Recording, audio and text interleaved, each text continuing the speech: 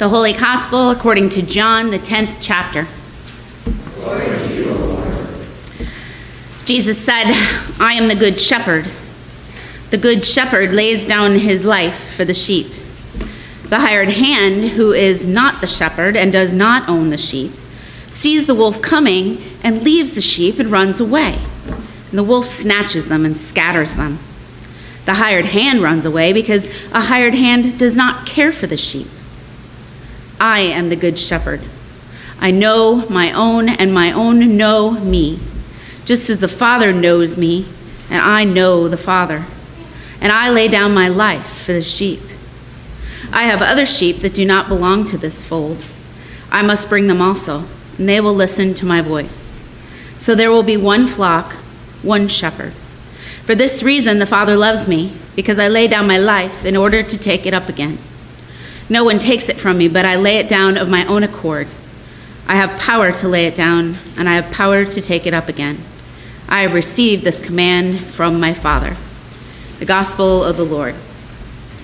Praise to you, O Christ.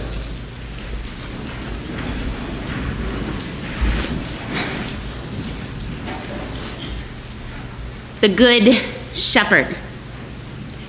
It's such a beloved image of Jesus. So much so that it is right there in our stained glass window, and probably on the windows of many other churches. It's comforting to us who feel lost and afraid. Jesus, our good shepherd, is calm and in control, keeping the wolves of sin and death from entering through the gates of our pasture. In this scene, we are indeed the sheep. Jesus, willing to lay down his life for us. We are his sheep. Jesus dies on the cross to protect and save the flock. Now, living out where I do, I drive by many pastoral scenes, and mostly there are cows in those fields out in Benton County, but some of those farmyards have sheep. Now, there are three in particular that I happen to drive by, depending on which route I'm taking. Two of those places, I only catch sight of a handful of very woolly, very scruffy, very dingy-looking sheep. But the third place I go by is my neighbor to the west. And they don't just have sheep, they have lambs. Adorable, jumping, skinny-legged little spring lambs. And when the lambs come in the spring, it's always big news. My husband and I start going out of our way just to check the field and see if the lambs are out. So my confession here is that when I picture myself in the Good Shepherd's flock, I'm that adorable little spring lamb that he scoops up and carries lovingly in his arm across his shoulders. How about you? Do you see yourself as that lamb that Jesus carries too? We really can't resist seeing ourselves that way, can we? It's all part of that beloved image of our Good Shepherd. It's what we long for when we're lost and afraid, when the snarling wolves are prowling around us. We need Jesus to be that Good Shepherd. But we also know that only one image can't truly capture all that Jesus is. And he tells us as much in this very Gospel of John, where he uses 6 other I ams to tell us who he is. He doesn't only describe himself as the Good Shepherd. Still, on this day, I am the Good Shepherd is the word that God has for us. So let's ask ourselves then, what more is there for us to know about Jesus, the Good Shepherd, beyond those strong shoulders that carry you and me?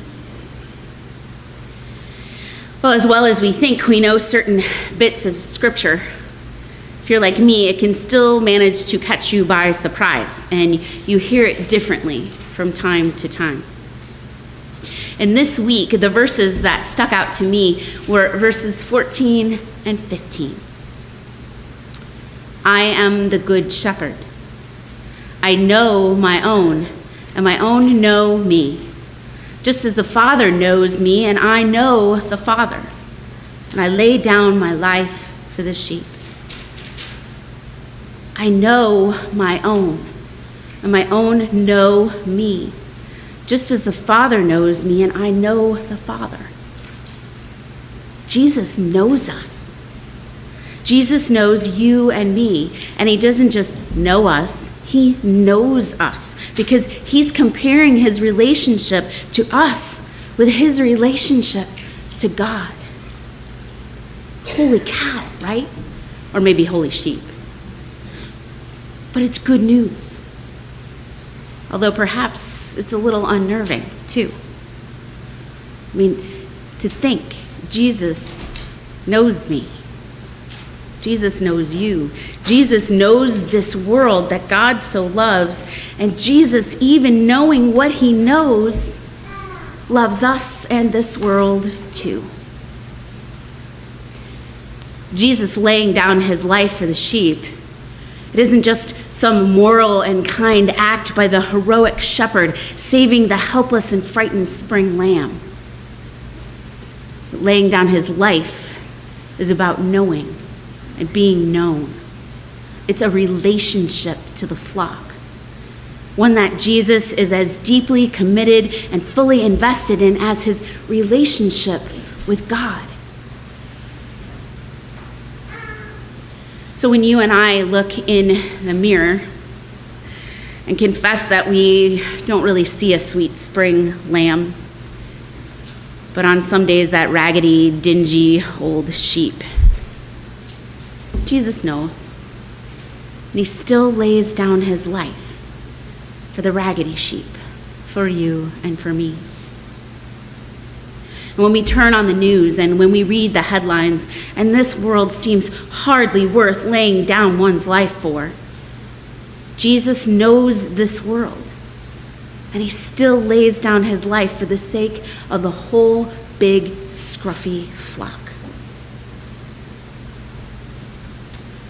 Imagine that stained glass window now, not with a docile little lamb, but an ornery, wounded, and resistant, full-grown sheep.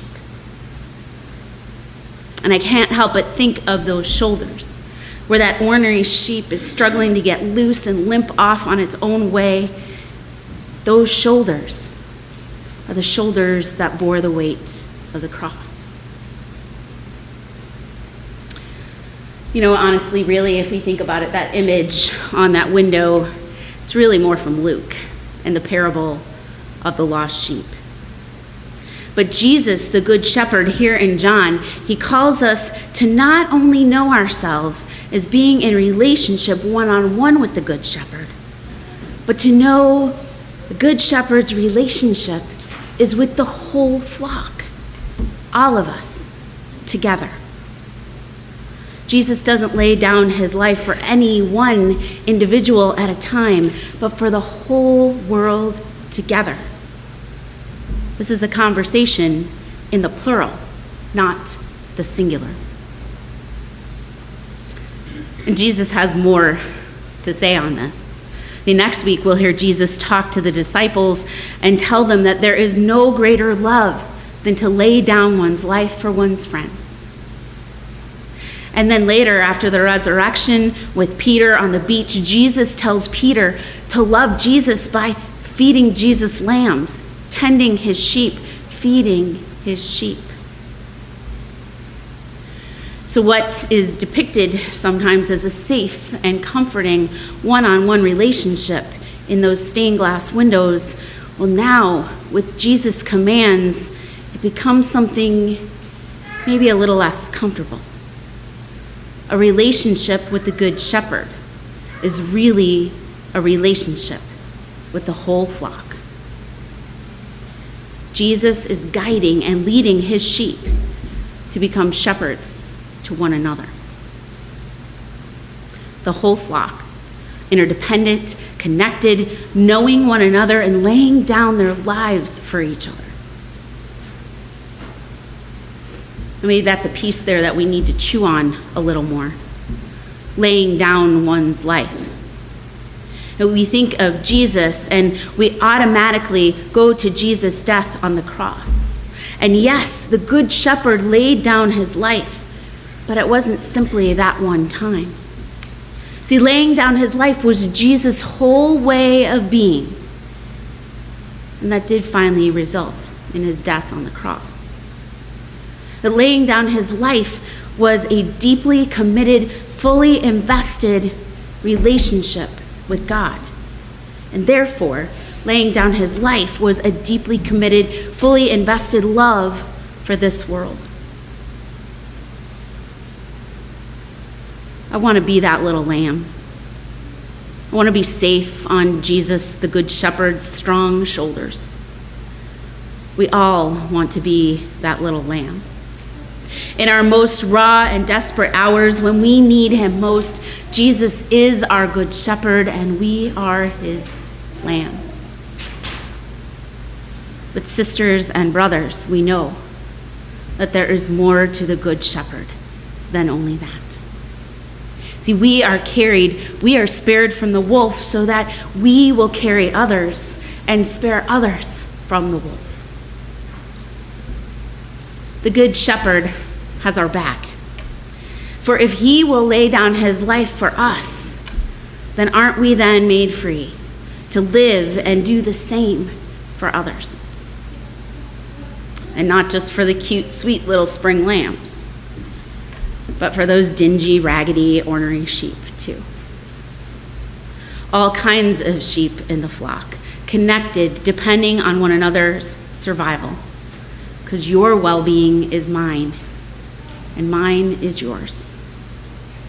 Because in the knowing of you, the knowing of me, the knowing of neighbor and stranger alike, in sharing stories of pain and struggle and suffering and loss, how do we bear it if not together? It's why our God chose incarnation. It's why the Word was made flesh and the Good Shepherd came and put on our sheep's wool to know the flock, to know this world, to have a share in this life with us, to care for the flock from a place of intimate relationship and not from a distance. On this Earth Day, perhaps we are reminded too that the flock isn't just people, but all of God's creation. We cannot deny our intimate connectedness to this earth. It was from the dust that God formed humans, breathed life into them, and called it good. An entire ecosystem, all the life interwoven together. Our Creator calls us to be good shepherds, not only of one another, but to a flock that includes the earth, the sea, the skies, the plants, all the creatures, laying down our lives for their good care. So, okay, that's a lot. And I feel that sense of overwhelming. Because some days it's not just a lot, it's too much. And Jesus, well, he says he knows us, but really he should know better. These ornery, scruffy sheep struggle to follow him, let alone shepherd and care for and be in relationship with all of creation. But that's the beauty of the flock, isn't it? See, it isn't up to any one of us. This relationship just is. It's how God created the world. We're already in relationship with God, with each other, with this earth, and its creatures. We are a flock. And the Good Shepherd points us to this gift and calls us to nurture it. But it isn't easy. It takes an intimacy that, well, we fear it perhaps more than we fear the various predators that pace in front of the pasture gate. See, intimacy takes knowing. Knowing takes listening. Listening takes sharing. Sharing takes vulnerability and risk. And all of that leads to laying down our lives. Loving the whole flock no less than we love ourselves. Deeply committed, fully invested relationship. Still too much, still a whole lot. Some days, even most days, a tall order. So let's remember this, that though we struggle to know and claim Jesus as our own, though we balk at the intimacy needed to care for one another, though we simply don't want to lay down our life for the greater cause of love, there is and always will be a good shepherd that knows us and calls us his own. Jesus is the good shepherd who knows us, loves us, who laid down his life for us. And by us, I mean that big us. You and me and those not here and those yet to realize they're in the flock and all of creation. Our good shepherd, he's got this. And he doesn't call us to be shepherds with him so as to burden us or so that we might become more worthy of his care. No, he calls us to be shepherds, to be in relationship with the whole flock so that we might know joy and abundant life. Because the relationship of Jesus with the Father, Jesus' relationship with us is joy and abundant life. We know joy and abundant life not on our own, but in relationship. A flock, a community, an ecosystem, shepherding one another. Putting aside me for we, laying down mine for ours. When we find ourselves holding back and resisting, are we missing Jesus inviting us into deeper relationship with God's flock, a flock to which we belong and are connected deeply to? What is it that we don't want to lay down? Well, these are challenging questions, and they stretch us past our comfort zone. They move us from that safe spot on Jesus' shoulders, and they place us right back into relationship with everyone and everything. To love as the shepherd loves us.